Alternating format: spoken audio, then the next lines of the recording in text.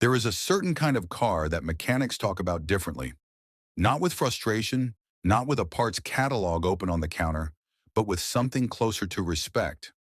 These are the vehicles that came in at 200,000 miles, looking tired but still running clean. The ones where the engine internals looked almost factory fresh after decades of use. The ones where owners would joke that the car would outlive them. For a long time, that kind of engineering existed quietly across certain model lines, built not to impress on a showroom floor, but to survive everything that came after it.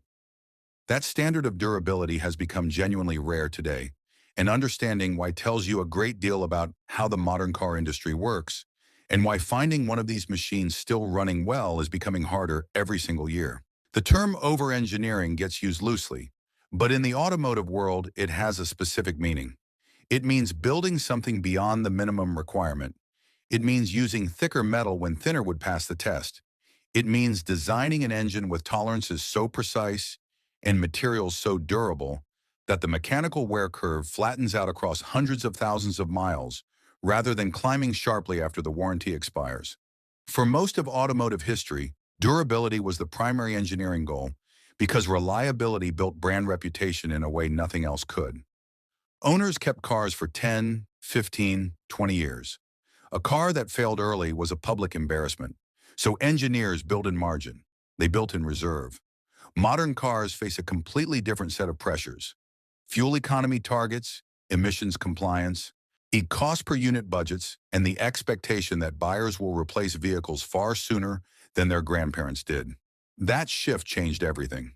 The Mercedes-Benz W123 was produced from 1976 to 1985, and it represents perhaps the clearest example of a manufacturer building a car with almost no regard for the bottom line of production cost. Mercedes at that time operated on a philosophy that a car carrying their badge had to survive whatever a customer could put it through. The W123 used heavy-gauge steel, over-spec'd engine components, and body sealing that was decades ahead of most competitors. The diesel variants in particular, the 240D and 300D, became famous in markets where cars were worked to exhaustion because they simply did not stop running. Taxi fleets in Europe and Africa ran these cars into the upper hundreds of thousands of miles without catastrophic failure.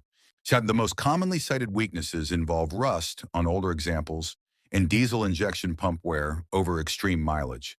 But these are gradual failures, not sudden ones. The reason Mercedes stopped building cars this way is straightforward. The cost per vehicle was unsustainable against competitors who were building lighter, cheaper, more fuel-efficient alternatives. The W123 was the last era where Mercedes truly prioritized the long game. The Volvo 240 ran from 1974 to 1993, making it one of the longest continuously produced car platforms in Swedish automotive history.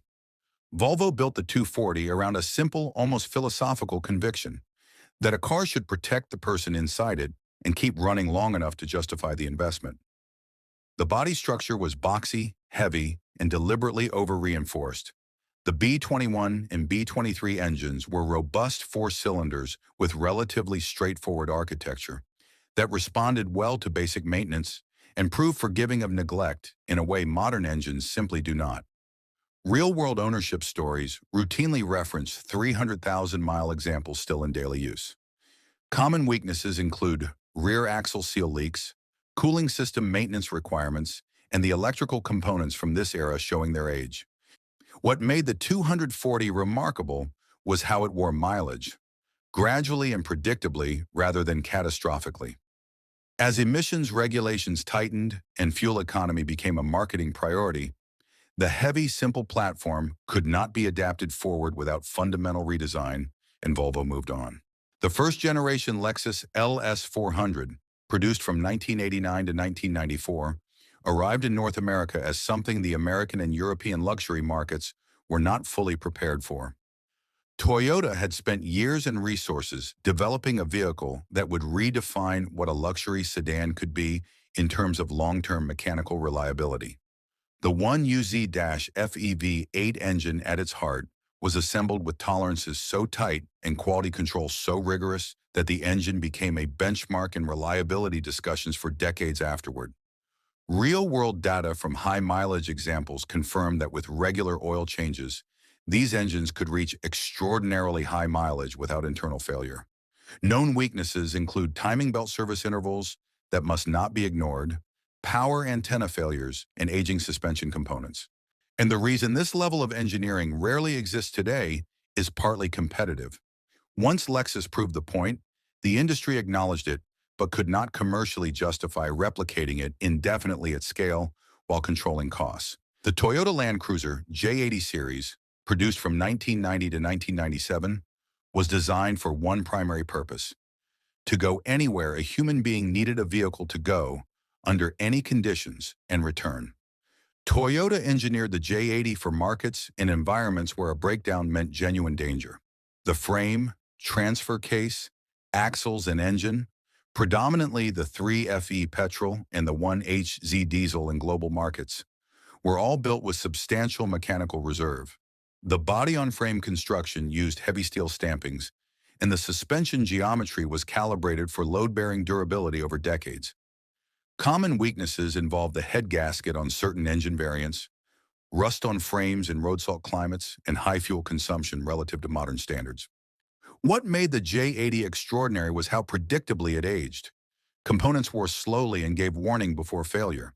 Today, stricter fuel economy regulations and market pressure toward lighter crossover platforms made this kind of heavy, honest engineering commercially difficult to continue producing.